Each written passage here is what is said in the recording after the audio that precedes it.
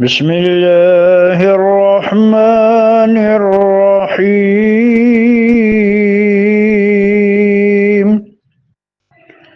فقطع دابر القوم الذين ظلموا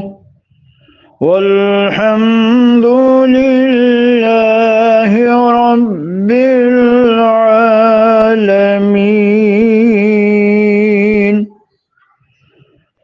قل أرأيتم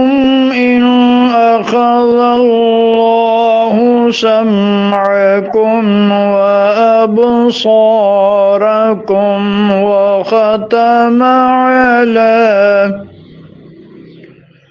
وختم على قلوبكم من إله غير الله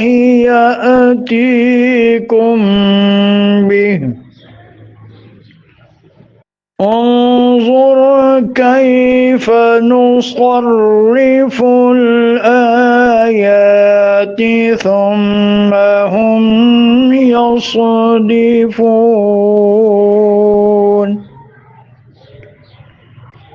قل رأيتكم إن أتاكم عذاب الله بغتة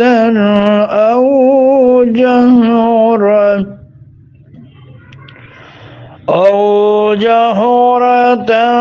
هل يهلك إلا القوم الظالمون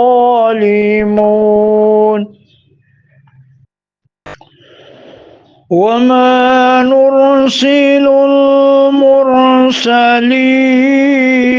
إلا مبشرين